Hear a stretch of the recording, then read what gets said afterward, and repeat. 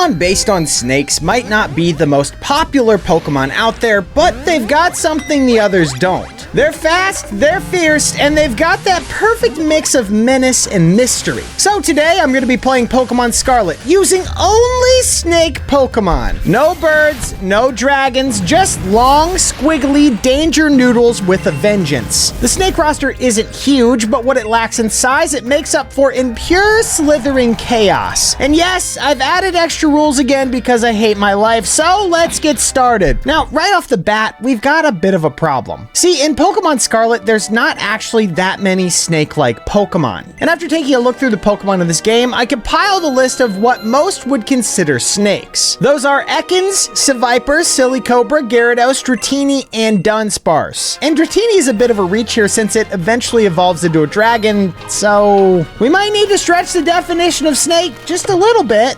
Or do we? Let's take a closer look at what makes a snake a snake. Snakes usually have elongated, limbless bodies, smooth skin, no external ears, and of course, they burrow with muscle contractions, not claws. So let's take a look at a Pokemon that matches that description perfectly.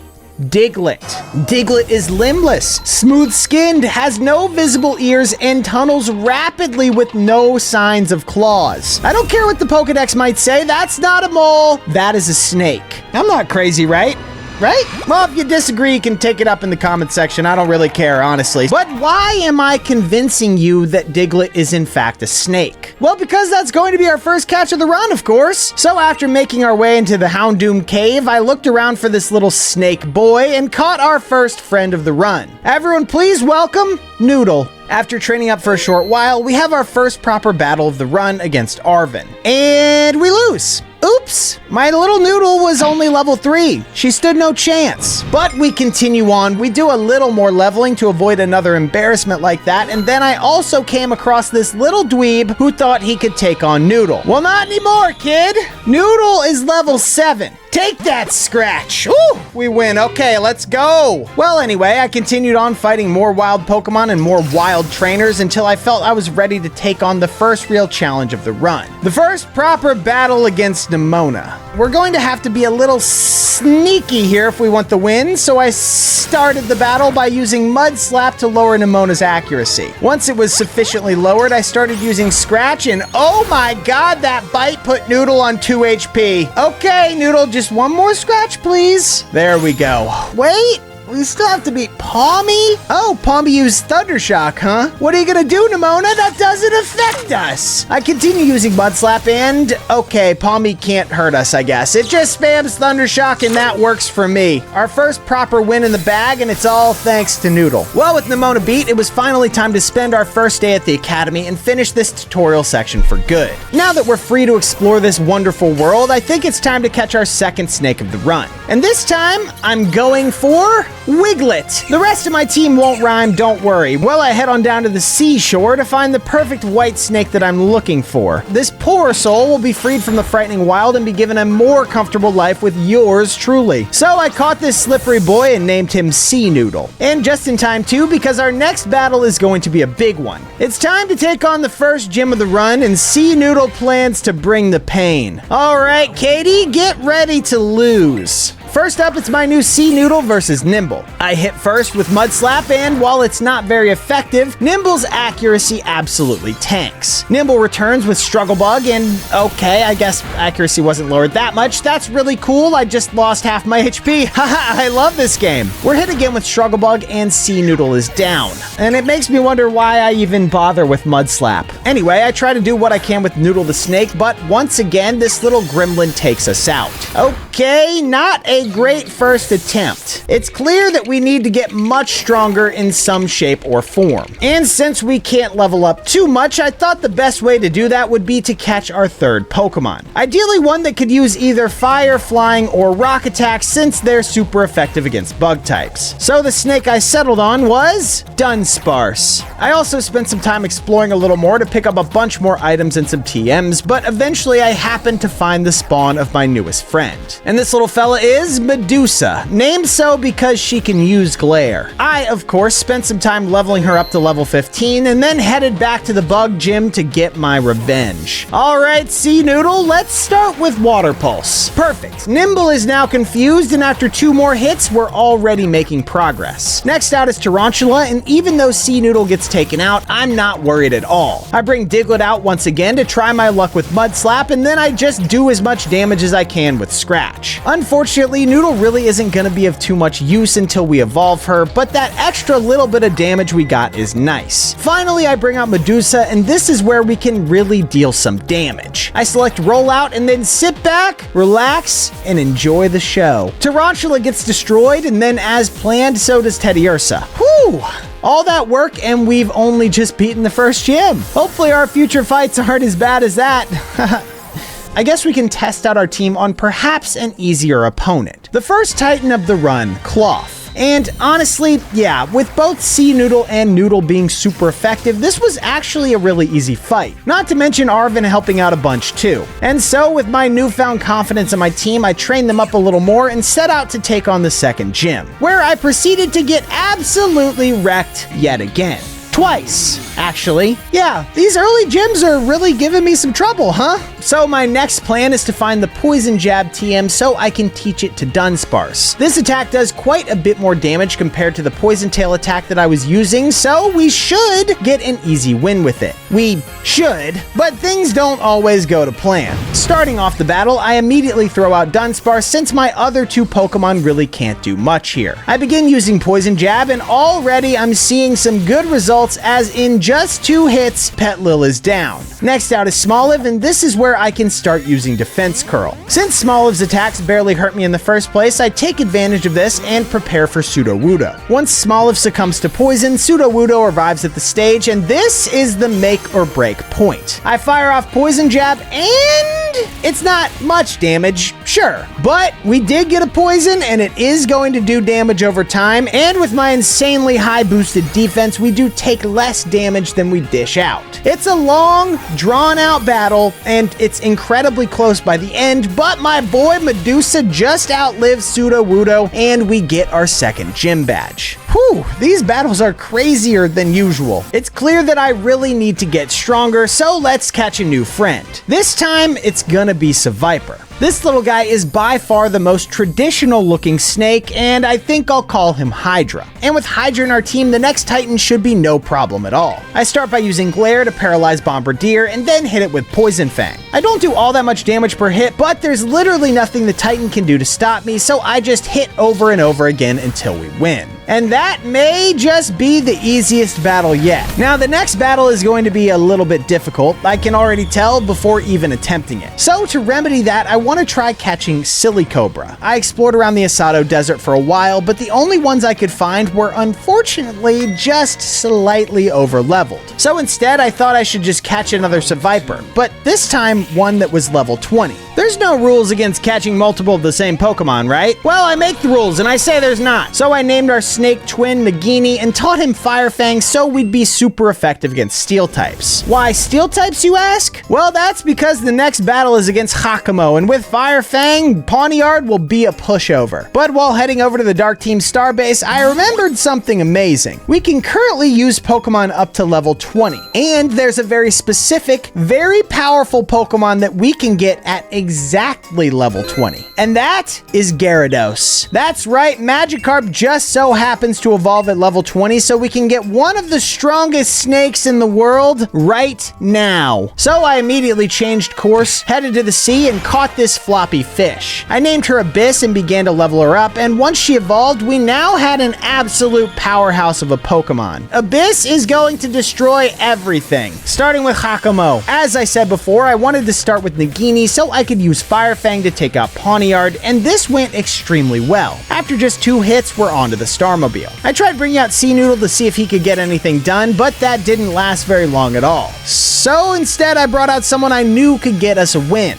Abyss. And just as planned, Waterfall crushed the Starmobile. With Hakamo down, I wanted to head back to the desert because I still wanted a Silicobra, and I knew I could find one at the right level. So after looking around for about 10 minutes, as suspected, there she was. A level 23 Silicobra, Perfect. I named her Miss Hiss and then headed towards Levincia City to get ready for the next gym. Before we can take on this gym though, we have to first beat Nemona. Starting off, it's Abyss versus Rockruff, and to no one's surprise, Waterfall blasts this little pooch away. I mean, it's a waterfall, landing on a puppy. What did you expect was gonna happen? Next up was Palmy, and since electric attacks don't work on ground types, I decided to bring out Noodle for an easy KO. We just have to use one Bulldoze, and it's as easy as that. And finally, we have Floragato, and Nemona actually starts to fight back here. Noodle is taken out by Magical Leaf, so I bring out Nagini to use Fire Fang. This, of course, easily handles Floragato, and that's Nemona done.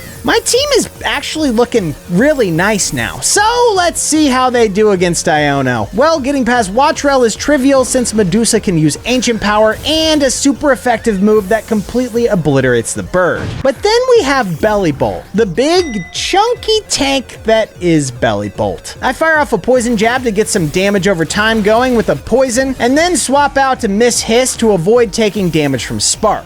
And this is where a fun little strategy comes into play that, if I was Iono, would annoy the heck out of me. Since Miss Hiss is immune to electric attacks, Bellibolt will be forced to use something else. We can exploit this behavior if we know which moves Bellibolt has, and since I've played this game for far longer than anyone should play any game, I know exactly what Iono's next move is going to be. I'm playing 10 steps ahead. So since I know Bellibolt is going to use Water Gun next, I bring out Abyss and barely take any damage. But of course, I can't keep Abyss out. She's 4 times weak to electric attacks. So right on schedule, I swap to Noodle, and oh look, an electric attack, which doesn't affect Noodle. Would you look at that? I keep up this strategy of swapping back and forth until Bellibolt is down to Poison. Boy, if that was happening to me, I would be absolutely raging. But with Bellibolt down, we now have to deal with Luxio. And here I use potentially another annoying strategy. I use Minimize as much as I feel comfortable with to increase my evasiveness, and once Luxio starts missing her attacks, I answer back with Bulldoze. After just 2 hits, Luxio is down.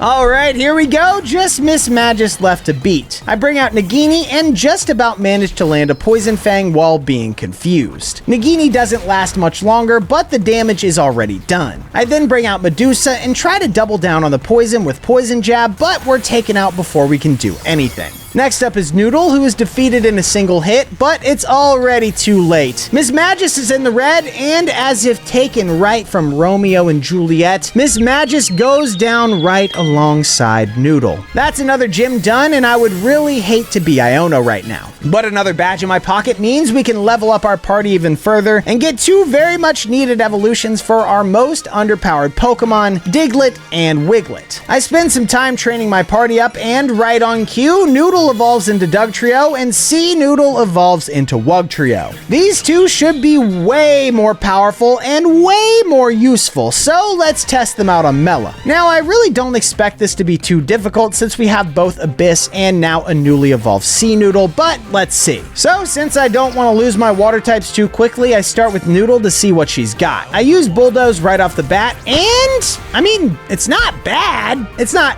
great, but it's not bad. After a couple more turns, Noodle is taken out, but it's very, very close. She put up a good fight. I then bring out Nagini to deal that final bit of damage, and now we're on to the Starmobile. I also try to use Poison Fang here, but the Starmobile is faster, so we don't quite land it. But now I can bring out C Noodle. She takes to the stage, uses Water Pulse, and that's not a lot of damage. And we take a ton of damage. Not very effective. Yeah, right. Okay, C Noodle didn't do much. Abyss, you're out. She uses Waterfall, and that's more like it. And after 3 more hits, yeah, take that, Mela. Well, C Noodle might need a new moveset, but we'll deal with that later. Let's take on the next Titan. And against the Steel Titan, who else am I gonna use but Nagini? His Fire Fang does exactly as expected, and Earthworm is destroyed in just a few hits. Nice and easy. So next on the list is going to be Kofu, the Water Gym Leader. And I'm really hoping the plan that I have in mind is going to be enough. I start with Medusa, who uses Poison Jab to whittle down Veluza, and then I immediately swap to Abyss. This gives me the defense I need to let the Poison Poison do its thing, and I can also use Thunderbolt for a ton of extra damage. Once Veluza is out, I continue to use Thunderbolt on the enemy Wugtrio for another easy KO. And now against Crabominable is where my plan comes into play. I bring out Noodle so I can use Charm as much as possible, lowering Crabominable's attack. I then bring out Nagini for more Poison Fangs, and with the lowered attack, Kofu can't really do much damage to me, and I just need to outlive his ace, which I pretty easily do. Alright, we've taken on a lot of big battles recently, so I want to take a second to explore the world to collect some more items, and more importantly, catch another Pokemon. And the one that I want is Orthworm. After a short battle, I threw out some Great Balls and got our newest friend, Steelix? Get it? Because it's a steel type, and Steelix is also a snake, but isn't in this game. Man, I wish Steelix was in this game. Anyway, Orthworm is going to be super useful against normal and poison enemies, and speaking of, let's go battle Atticus. First, I throw out Steelix for her debut battle and see how she does with Bulldoze. The damage is fine, I guess, matching that of Skuntank's, but we're the slower Pokemon, so if this keeps up, Steelix will go down first. I try to use Iron Head instead, but once again, this doesn't do much damage. And as predicted, Steelix eventually falls, so I bring out Noodle. A quick Bulldoze is all we need to finish off Skuntank, and then against Revavroom, we actually do some mega damage. We almost get the one-shot, but sadly, Revavroom survives and then one-shots us instead. Again, we quickly finish off the enemy with my next Pokemon, and now we have to deal with Muck. Thankfully, Abyss is reliably powerful and gets this done with ease. Finally, we have the Starmobile, and as always, it is a massive pain. It manages to beat out both Abyss and Nagini before Miss Hiss takes to the stage. Here, I use Minimize to avoid as many attacks as possible and then deal as much damage as I can with Bulldoze, and this actually works really well. We manage to get the Starmobile down to just a sliver of HP before Miss Hiss faints. And then I bring out my final Pokemon, Medusa, to land one last attack. We were really up against the ropes there, but Miss Hiss came in clutch. Get it? Clutch? Because we were fighting a car. I'm hilarious, I know. Please subscribe. And so with Atticus beat, I wanted to take some more time to train my party up in preparation for the next gym battle. And that is going to be against Larry at the normal gym. So after getting everybody up to around level 35, we could head to Medali and start the battle. Now, since normal types are not very effective against steel types, I started with Orthworm and headbutted my way to victory. Kamala went down in 2, but unfortunately, Steelix then got put to sleep, so we took more damage than we should have. She also got paralyzed right after, which was a little annoying, but that didn't actually stop us from landing some more hits and taking Dunsparce out too. However, at this point, Steelix was on the ropes, so she then fainted against Staraptor. But with Larry on his last Pokemon already and Abyss taking to the stage, the fight was basically over. I used Dragon Dance to buff my attack and speed, and then Waterfall got us the win. Good fight, Larry! See you at the Elite Four. Of course, right after beating Larry, we have to fight Nemona without changing our party, so let's see what we can do when starting with Steelix. Quite well, actually. Lycanroc's bite barely does anything to Earthworm, and Iron Head takes the dog down in 2. Next out is Palmo, but Steelix destroys yet another enemy by using Dig. Nemona then brings out a new addition to her party in the form of Goomy, but again, Iron Head is just too much for Nemona to handle. Steelix is really proving to be the MVP of this battle. As Nemona's last Pokemon is out, I try to go for the sweep, but Orthworm can't stand up to Meowscarada. It's unfortunate, but I can't complain. Steelix did pretty well for just a worm, or a snake, or whatever this thing is. Next, I bring out Nagini and use Poison Fang, which actually does really good damage. And not to mention, the poison itself has basically secured the win. Our snake is retired by Meowscarada, but it's too late. The damage is done, and Dunsparce easily gets us our well-earned win. And speaking of Dunsparce, this little fella is going to be incredibly helpful in our next battle against Rhyme, the Ghost-type gym leader. See, Dunsparce is a normal type, and while normal attacks don't affect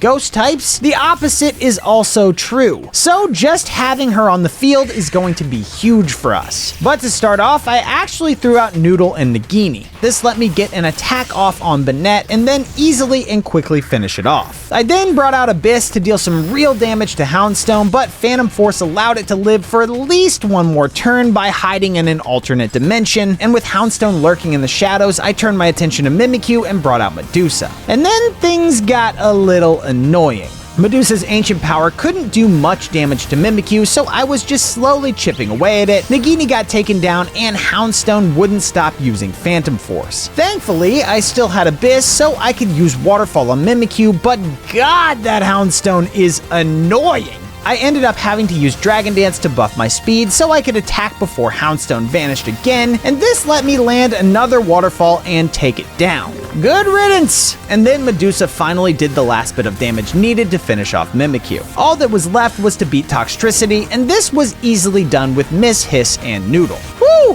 I am glad that's over, but we still have plenty more fights to go, and the next one is against the Quaking Earth Titan Great Tusk. And I wish I could say this was super intense and close, but I mean, it's the Great Tusk Titan. It's never difficult. Abyss and Noodle did most of the work in Phase 1, and then Nagini and Miss Hiss took care of Phase 2. Who would have thought a few snakes would so easily beat a gigantic mammoth? Not me. Anyway, with that done, Nemona was getting vexatious again, so I took the time to show her that she's no match for my snakes. Abyss destroyed Lycanroc, Miss Hiss put Palmot and Sliggoo underground, and then Nagini and Steelix teamed up to poison Meowscarada for another easy win. Do you understand yet, Nemona? You're no match for my team. Stop trying. It won't go well. But hey, maybe Tulip will be a little bit more of a challenge. I mean, she's a gym leader for a reason, right? Well, yes and no. I'm sure she's plenty strong, but I have Abyss. And after using Dragon Dance twice, what can Tulip really do? I always hit first, my attack stat is huge, and I have the super effective move Crunch. And Crunch is super effective against pretty much all of her Pokemon. This gets me past Farigiraf, Gardevoir, Espathra, and is super close to beating Florges too. It's a little sad that I don't get the sweep, but I can't complain about such an easy gym badge. Tulip is done, but we've been fighting a whole lot recently, and I think it's time to take a break to catch another snake. So I traveled on Koraidon all the way down to the North Paldean Sea and caught a Tynamo. And I know, Tynamo is a fish or a tadpole or something, not a snake, but of course, I'm just gonna evolve it. First into Electric, and then into Electros. That's right, now we have an eel, which is basically a snake of the sea. Everyone please welcome Neon to the team. I also taught Neon Flamethrower using a TM, which is going to help massively against our next opponent, and actually the last gym leader, Grusha. Though that being said, fire isn't the only thing Ice is weak against, it's also weak against Steel. So I started this battle with Steelix. This turns out to be a great idea as Ironhead smashes past Frostmoth and Beartic before Steelix is overwhelmed by Satitan.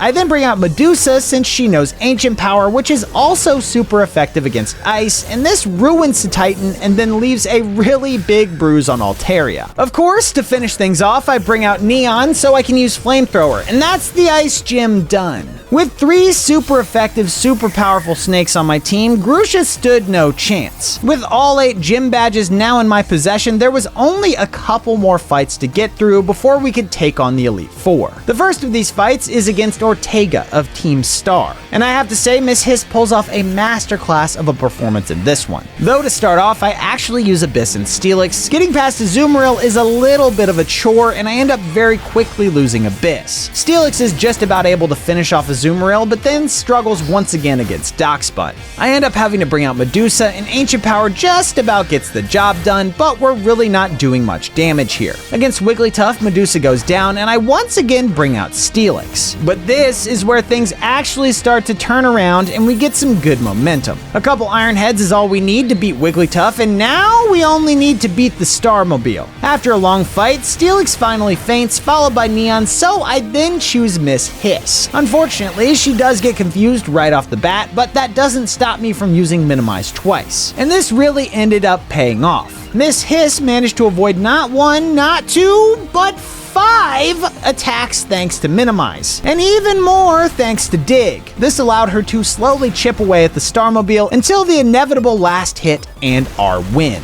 And now, it is time. Time for the final catch that we're going to make in this video, and that is going to be none other than Dratini. This slippery serpentine is going to be an incredible addition to the team, and especially once it's evolved into Dragonair. Unfortunately, we can't evolve her into Dragonite, of course, since that's not a snake, but Dragonair will still be a big help. And she's just really cool to have.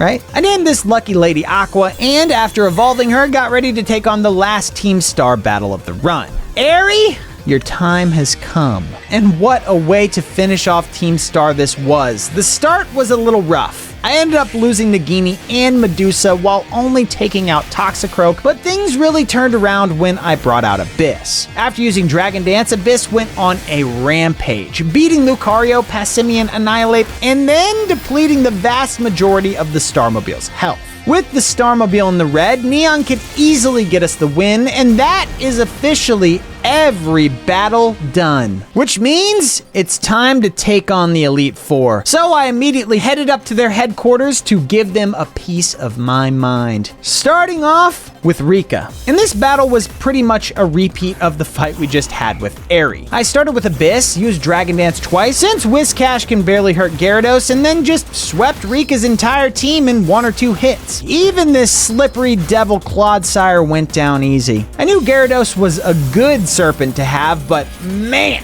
it is crazy strong. Next up, we have Poppy, and this one was a much more even battle. I started this one with Miss Hiss and tried going for the minimize strat again, but Caparajah refused to miss. Instead, I got my revenge by using Earthquake, and Caparajah was done just like that. Next was Corviknight, who dealt the final blow to Miss Hiss, but couldn't stand up to Neon's discharge. Neon also went on to beat Bronzong with Flamethrower and dealt a ton of damage to Magnezone too. I didn't want to let Neon faint too quickly here though, so I brought her back early and set out Steelix. After a quick Earthquake, Magnezone was finished and Poppy's final pawn got ready to fight. And things got super close here. After a couple of turns, both Steelix and Tinkaton were just 1 hit away from fainting, and with Tinkaton being faster, it was all but over for Steelix. But in a fortunate twist of events, Steelix just so happened to be holding a Quick Claw, which activated at the perfect time, letting it attack first and getting us our second win against the Elite Four.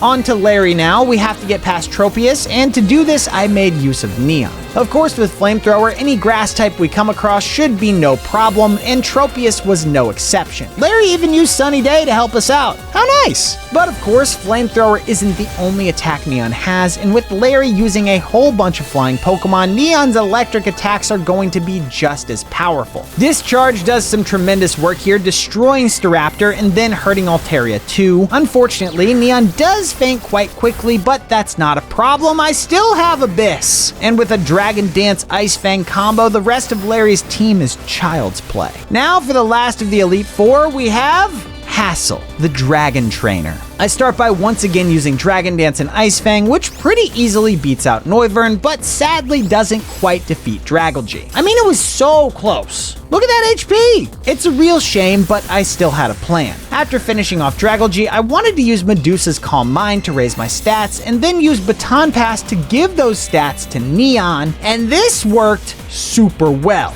For a bit. Flamethrower easily took care of Flapple, but then, quite surprisingly, Haxorus just overpowered Neon with Dragon Claw. This was a huge blow to my confidence, and things really started to look dire here. My only other plan was to bring out Miss Hiss and hope that I could get lucky after using Minimize and get this battle back on track. And thankfully, that's just what happened. Miss Hiss managed to avoid several attacks from Haxorus as the Sandstorm slowly chipped away at it. And that Sandstorm is going to be super important very soon. We're now up against Hassel's final Pokemon, but Miss Hiss is down and I only have 2 Pokemon left, Nagini and Steelix. I choose to bring out Steelix to use Iron Head as much as I can, but this is really becoming a battle of attrition at this point. We hit back and forth until we're both on just a sliver of HP, but just as Steelix finds itself up against the ropes with just 8 HP, the Sandstorm comes through. And with one final hit, Baxcalibur is down, the Elite Four are done, and now we can face Geeta. Here we go. First off, Medusa glares at Espathra, paralyzing it so that Ancient Power can chip away at it. Unfortunately, it's not enough, as Espathra is just 1 hit away from fainting. It unleashes a last-ditch attack which takes out Medusa. Next, I bring out Abyss, and of course use Dragon Dance. With my big buffed boy, finishing off Espathra was super simple, and a powerful waterfall on King Gambit meant things were looking pretty good. I just needed to land 1 more waterfall and we would have all the momentum, but